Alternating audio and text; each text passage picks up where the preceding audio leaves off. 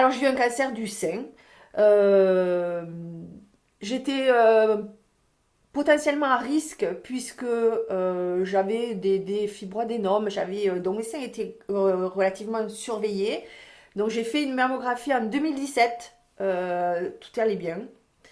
Et en 2017, sur l'année 2018, je commençais à sentir une grosseur, je voyais évoluer, je disais ah, mais ça devient de plus en plus dur, c'était de plus en plus douloureux. Et puis en juillet, j'ai dit non mais ça va pas, hein. Sous le bras, j'avais un gros creux en fait, euh, et j'avais une tumeur de presque 5 cm qui avait évolué dans l'année. Alors, c'est pour ça que je recommande à toutes les femmes de pratiquer l'autopalpation, de se surveiller, de ne pas faire de déni, dire ah, c'est rien, parce qu'en un an, les choses peuvent évoluer de façon dramatique et un cancer pris assez tôt est mieux soigné. Donc, j'ai découvert ça en septembre 2018, compliqué d'accepter. De suite, je suis allée vers la réflexologue, la sophrologue qui habite en face de la maison. On est parti en voyage. On est parti au Japon. C'est un voyage qui était prévu. C'est un voyage pour mon fils qui avait choisi la destination. Les médecins m'y avaient autorisé, m'avaient dit il y a des femmes qui, quand elles apprennent qu'elles ont un cancer, il faut qu'on les opère, elles ne peuvent pas, il faut qu'on commence le traitement de suite si vous sentez. Donc je suis partie, mais le 2 jours après le retour, j'étais à l'ICM pour commencer à me faire soigner. Et c'est un an et demi de traitement, puisque quand on enchaîne la chimio, les opérations, les rayons, et là maintenant un traitement sur au moins 5 ou 6 ans d'hormonothérapie. Je continue toute la médecine parallèle parce que j'en ai besoin pour soigner les bobos liés à tous ces traitements-là et pour aussi accepter de vivre avec cette épée de Damoclès parce que quand on a eu un cancer, on a des récidives aussi. Donc je me dis que je n'aurai pas de récidive parce que j'ai fait tout ce qu'il fallait pour ne pas avoir de récidive, mais voilà.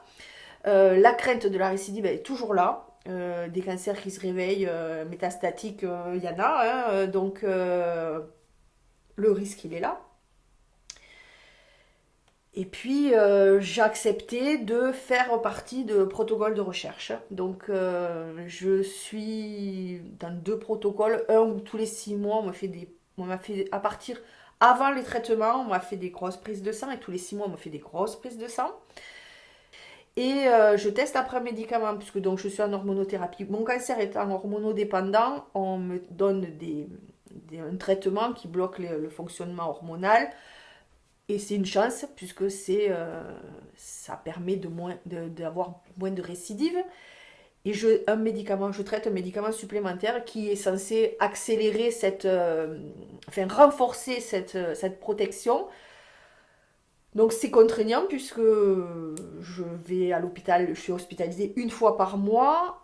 Au tout début c'était tous les 15 jours, puis tous les mois. Et maintenant on est passé à une fois tous les 3 mois. Mais bon, tous les mois ça a duré pendant plus d'1 an, hein, avec plein d'examens, des électrocardiogrammes, des prises de sang, enfin bon bref. Et, euh, et je pense que c'est aussi là, j'ai envie d'aider les autres cancéreuses parce que moi, j'ai bénéficié de traitements que d'autres ont testés. Je pense que être rat de laboratoire, alors on voit plein de choses, traiter des médicaments. À ce moment, avec le vaccin, il y a plein de polémiques hein, sur les traitements.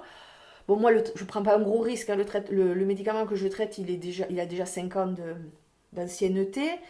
Euh, mais bon, voilà, hein, quand même, je traite, mais je me dis que j'ai pu bénéficier de chimiothérapie. Euh, les chimiothérapies que moi j'ai vécues, c'est pas celles que les femmes ont vécues il y a 20 ans. J'ai morphé, hein, les trois premières cures sont à 3 semaines d'intervalle, elles ont été terribles. Parce que maintenant 2 jours ça va pas, mais ça m'a pas empêché. La deuxième cure de chimio que j'ai eue, c'était le 31 décembre. J'avais dit il est hors de question que enfin, on avait cette habitude hein, de partir parce que moi j'aime pas du tout le premier de l'an. Autant Noël j'aime, mais le premier de l'an alors, j'aime pas du tout. Donc on avait pris cette habitude familiale de partir pour le premier de l'an. Donc j'ai fait ma chimio, on est sorti de l'hôpital à 4 heures de l'après-midi et on est parti direct en Espagne, hein. Alors arrivé à la frontière, j'avais la tête à la fenêtre, j'ai vomi jusqu'à l'hôtel. Voilà, parce que je suis arrivée là-bas, j'ai pas mangé, je suis pas allée manger au restaurant, j'ai pas pu le fêter, mais je pense qu'une femme il y a 20 ans n'aurait même pas imaginé sortir de la chimio et prendre la voiture et partir, quoi. Le lendemain, je me suis réveillée, j'ai pu aller marcher, je suis allée au restaurant, je suis allée dormir 2 heures après. Le soir, je suis pas allée manger au restaurant, mais on a des traitements, des antinauséeux qui permettent quand même de vivre grâce au fait que certaines ont testé tout ça. Donc je me dis, ben, moi aussi, je fais ma part dans ce projet et aussi je participe à des groupes de parole. J'ai rencontré pendant ma maladie au début hein, une ancienne cancéreuse qui a monté une boutique et qui vend plein de produits parce on a plein de problèmes d'effets secondaires, donc il faut aller les régler, il faut les traiter avant que ça dégénère. Et elle réunissait pas mal de cancéreuses autour de certains thèmes, donc je fais partie de ces groupes de parole et j'y vais toujours pour témoigner que on peut s'en sortir, que malgré la maladie et pendant la maladie, on peut continuer à vivre. Pendant la maladie, j'ai fait aussi plein de choses à mon rythme, mais j'ai fait aussi plein de choses. La vie continue. Et je suis très heureuse de les retrouver. Il y a des liens qui se sont aussi créés avec toutes ces cancéreuses que je connais depuis maintenant septembre 2018. Et je suis toujours très triste d'apprendre quand il y a un décès, parce qu'il y en a.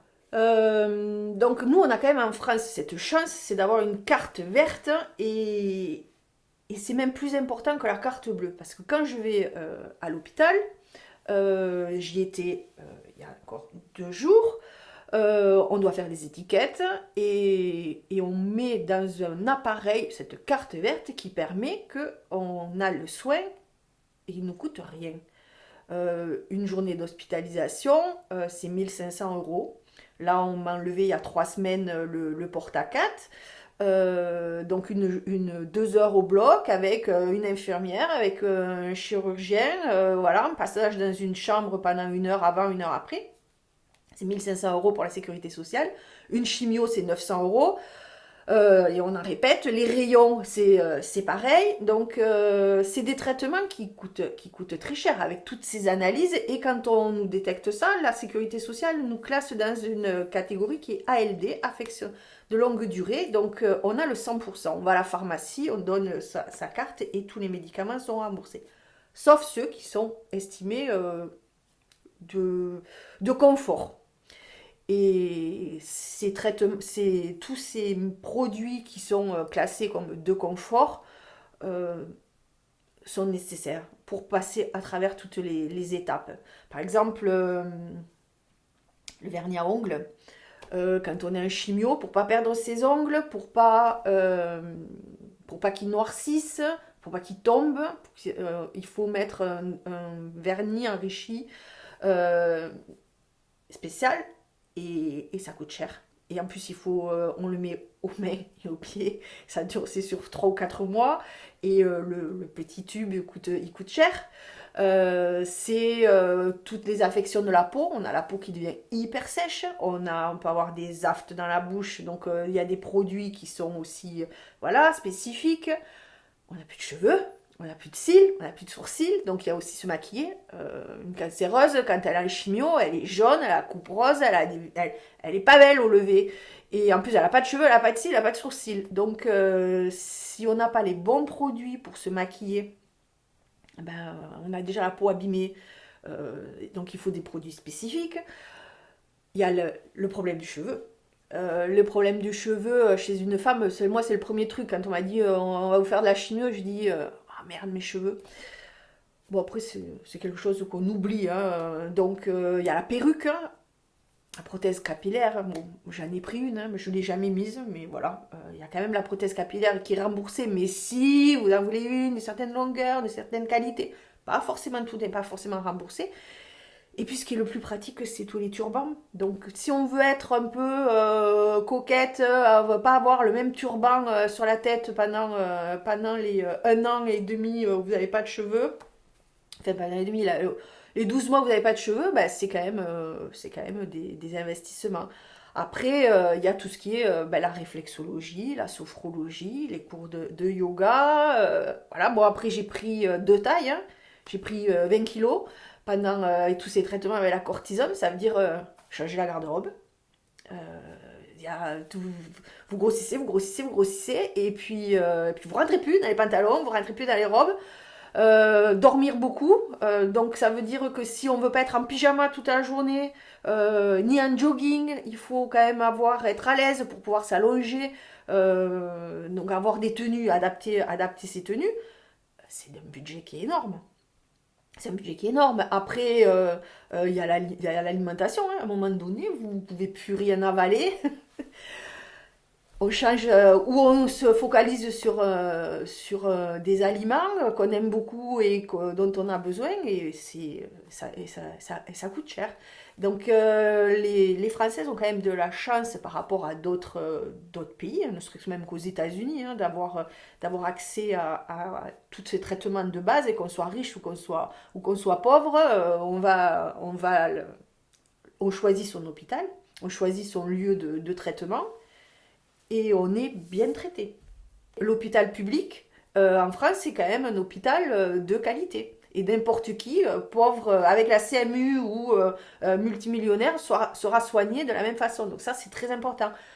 Après, il y a voilà, cette injustice qui fait qu'il y a des femmes et donc moi, qui n'ont pas accès à tous ces soins de support, ne serait-ce que le shampoing, même quand on n'a plus de cheveux, c'est un truc tout con, mais on ne se lave pas le crâne avec n'importe quel produit, euh, mais pas n'importe quel maquillage.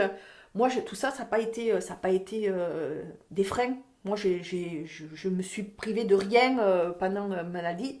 D'autres femmes ne peuvent pas avoir cette chance. Et c'est vrai que quand moi j'ai su que j'avais plus besoin d'utiliser tous ces produits-là, ben, je les ai donnés.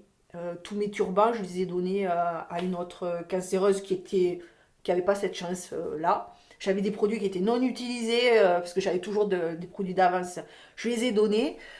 Voilà, parce que la personne en avait besoin, que je savais que ça allait lui faire du bien, ouais, ouais. Mais c'est vraiment, ça a vraiment un coût et c'est quand même un peu dommage parce que autant le maquillage, on va dire, ça peut être un soin support, mais quand on a des inflammations avec qu'il faille des crèmes hyper enrichies et qu'on arrive à la pharmacie et que ça coûte 22 €, ça peut bloquer certaines personnes.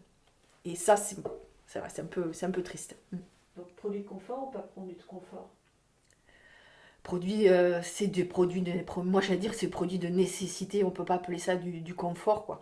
Je veux bien le blush qu'on peut trouver dans les boutiques spécialisées, tout le côté maquillage, ça peut être du superflu, mais le vernis à ongles enrichi en silicium qui soit pas remboursé, ça je trouve que c'est pas normal. Que c'est pas normal que certaines cancéreuses s'en privent. Ouais, ça c'est pas normal.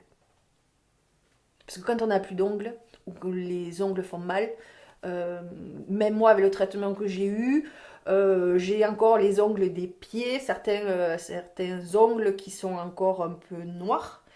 Euh, c'est douloureux quand on se cogne ou quoi, c'est douloureux. Donc c'est pas du confort, c'est pas du luxe, c'est nécessaire. C'est nécessaire.